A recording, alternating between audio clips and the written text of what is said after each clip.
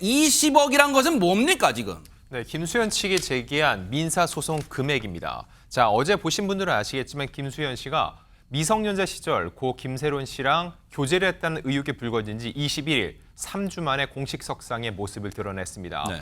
이날 김수현 씨는 아무래도 앞선 입장들에 대해서 계속적으로 사람들이 믿지 못하고 김수현 씨에 대한 의혹을 제기하면서 직접 입장을 표명해야 할 필요를 느꼈던 것으로 보이고요. 네. 40분 동안 진행된 기자회견 내내 이 미리 적어온 이 A4 용지를 들여다보면서 읽어내려가면서 눈물을 보이기도 했습니다. 네. 동시에 소속사에서는 민형사상 소송을 제기한다고 했는데 그 대상은 바로 김세론 씨의 유족들 그리고 그들을 대리해서 여러 가지 주장들을 내놓고 있는 유튜브 채널 운영자였습니다. 네. 사실관계를 명확히 밝히고자 형사, 민사 고소를 결심하게 되겠다고 밝혔고요. 그러면서 손해배상 가액을 120억 원으로 책정한 겁니다.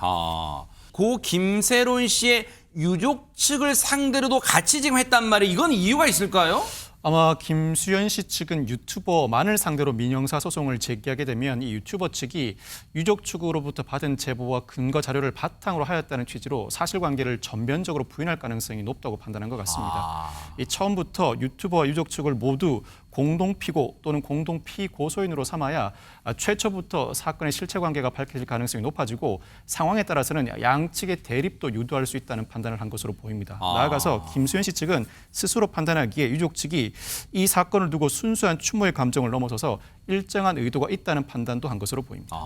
법에 나와 있나요? 이러이러한 사건은 최대 손해배상 청구 금액을 120억까지 한다. 뭐 이게 나와 있는 거예요? 어떻게 계산된 거예요? 그렇지는 않고요. 이번 손해배상 청구 소송의 사실 청구 원인을 좀 분석을 해보면 허위 사실을 유포를 해서 이 김수현 씨의 명예를 훼손을 해서 발생한 손해에 대해서 청구하겠다. 그렇게 해석이 되거든요. 그러면 이렇게 이미지 손상으로 인해서 발생한 이제 재산적인 손해 그리고 이 이미지 손상으로 인한 정신적인 손해배상 이렇게 구성이 될 것 같은데 이 재산적인 손실 같은 경우는 사실상 위약금으로 추정이 돼요. 지금까지 발생한 위약금인데 실제로 김수현 씨 같은 경우는 이번 사건이 이제 알려지면서 실제로 출연하려고 했던 드라마가 무산된 적이 있거든요. 그렇기 때문에 지금까지 발생한 위약금을 이제 120억으로 잡은 것 같고요. 추후 소송을 하면서 향후 다른 광고주들과의 이제 위약금 문제가 발생을 하면 청구 그 금액을 확장할 가능성은 충분히 있어 보입니다. 혹시요, 박주희 변호사님, 그럼 법원은 이런 손해배상 청구를 소를 제기하면, 즉 소송을 하면 법원은 그냥 무조건 그 소송을 제기한 측의 이 요청을 다 받아주는 거예요? 그냥 법원이 자체적으로 이거는 소송감이 안 되는데 혹시 그런 자체 판단도 합니까? 어떻습니까? 일단 기본적으로 이게 과연 허위 사실로 인한 명예훼손으로 인한 손해가 발생했는지를 판단을 해야 되는데 전제 사실이 그럼 무엇이냐? 허위 사실인지 여부에 대한 판단부터 먼저 들어가야 됩니다. 이게 왜 허위 사실이어야 되느냐면 만약에 사실이라고 하면 그러니까 실제 사실이라고 한다라고 하면 이러한 사실을 이제 공공에 알린 것은 공공의 이익에 부합한다라고 해서 명예훼손죄가 성립하지 않을 가능성이 있거든요. 그러니까 위법하지 않다고 판단할 가능성이 있어서 허위 사실인 경우에만 이러한 사실을 퍼뜨림으로써 이 김수현 씨의 이미지를 손상을 시켰다라고 하는 부분을 판단을 해야 하기 때문에 실제로 발생한 위약금이 얼마인지 그게 중요한 게 아니라 실제 이게 허위 사실인지 사실인지 이 부분부터 검토를 할 것 같습니다. 그렇군요. 생각합니다. 피해를 볼까 무서워하고 도망치고 부정하기 바빴습니다. 그래서 이 자리에 서기까지 긴 시간이 걸렸습니다. 저와 고인의 사생활이 폭로될 때마다 내일은 그냥 다 이야기하자, 직접 말하고 이 지옥 같은 상황을 끝내자는 생각을 계속 했었습니다. 하지만 인간 김수현과 스타 김수현의 선택이 엇갈릴 때마다 저는 늘 스타 김수현으로서의 선택을 해왔던 것 같습니다. 그래서 사실 매일 두려웠습니다. 제가 스타 김수현이기 때문에 지키기 위해 선택한 모든 것들이 나에게 독으로 돌아오면 어떡할까, 모든 것이 두려웠습니다. 저 눈물의 의미는 뭐라고 해석을 할 수 있을까요? 회견 시작된 지 약 10분여 만에 눈물을 흘리기 시작해서 계속 이제 눈물을 흘리는 모습을 보였는데 사실 김수현 씨 하면은 뭐 굉장한 한류 스타 아니겠습니까? 그런데 본인이 개인 사생활 문제로 인해서 기자회견장에 앉아있는 본인의 모습에 대해서 뭐 여러 가지 회한, 또 여러 가지 감정이 교차하는 아마 그런 느낌이 아니었을까 싶고요. 네. 또 특히 우리나라의 경우에는 이 인기 스타들을 이 준공인의 입장에서 바라보기 때문에 그들에게 어느 정도의 그 도덕성을 요구를 하는 것이 사실입니다. 네. 그렇기 때문에 이 개인 사생활 문제가 심각히 부각된 것에 대해서 본인 책임을 상당히 무겁게 느끼지 않았을까 그렇게 이제 상상을 해 봅니다. 네. 본인이 이야기하기를 내가 가진 것을 지키기에 급급해서 네. 피해를 볼까 무서웠다. 그리고 뭐 도망치고 부정하기 바빴다라고 설명하는 모습을 잠시 전에도 직접 보셨는데요. 네.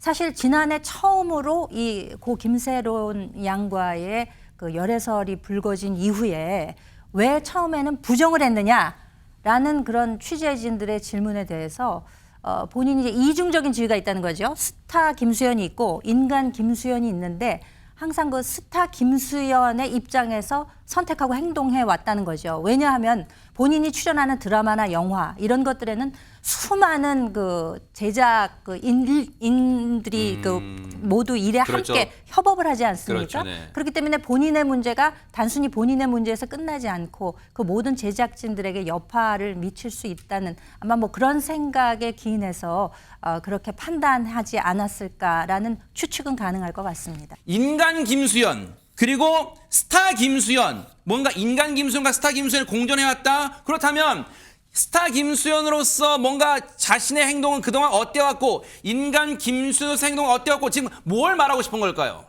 자, 이 사안에 있어서 이 본질적인 거는 미성년자 시절 교제했는지 여부거든요. 근데 그 후에 여론이 악화된 지점이 있었습니다. 그건 바로 김현주 평론가도 말씀하셨던 교제 자체를 부인했다는 거죠. 근데 분명히 여기서 김수현 씨는 인간 김수현보다 스타 김수현을 선택했다고 했는데 이거는 지난해 드라마가 방영될 당시에 김세론 씨가 맨 처음 사진을 올렸을 때 얘기라는 것으로 보이는데 중요한 거는 3주 전에 이 일이 크게 불거졌죠. 네. 그때도 맨 처음에는 교제 사실 자체를 부인을 했다는 그랬었죠. 거죠. 그런데 둘이 함께 있는 여러 가지 정황이 들어가 있는 대화나 사진들이 공개된 이후에는 1년 정도 교제한 건 맞다라고 입장이 번복이 됐습니다. 네. 이게 일종의 대중들 입장에서는 거짓말처럼 보일 수밖에 없다는 거죠.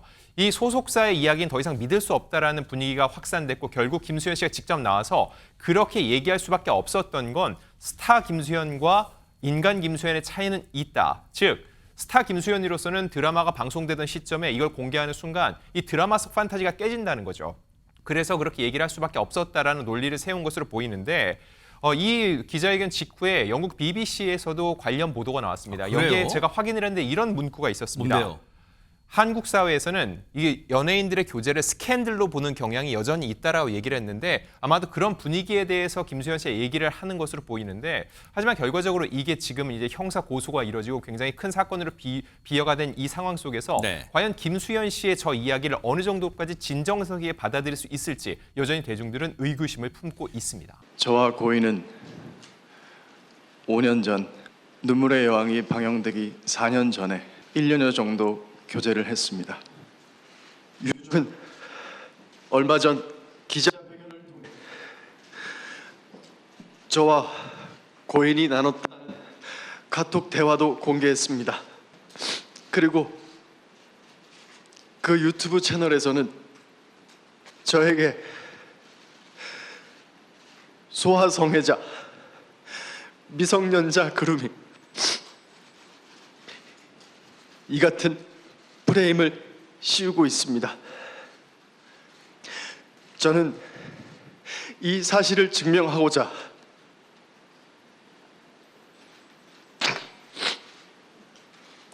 유족이 제출한 2016년과 2018년 그리고 올해 제가 지인들과 나눈 카톡을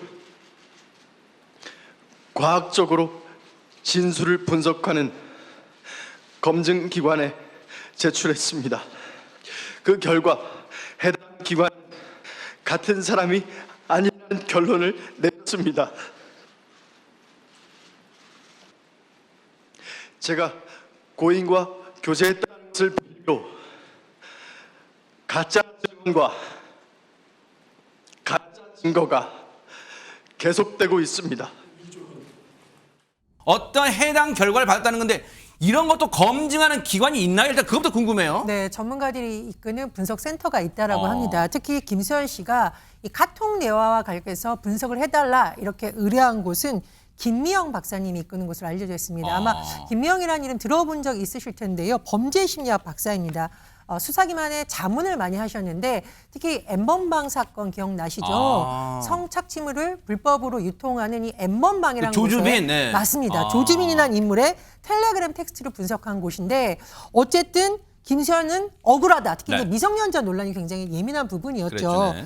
고 김세론 씨 유족이 공개한 2016년, 2018년 대화 내용 그리고 올해 2025년 본인이 지인들과 그러니까 나눈 대화 내용 네. 이것을 검증기관에 제출해서 분석을 해달라 이렇게 의뢰를 했고 답을 받았다는 겁니다. 그래요? 네. 그래서 기자회견에서 공개한 내용을 요약을 해보면 네. 2016년과 2018년은 동일인이 아닐 가능성이 높다라는 내용입니다. 즉 김세론 씨가 2016년 당시 미성년자였다라는 부분 이것이 굉장히 논란이 됐었는데 네.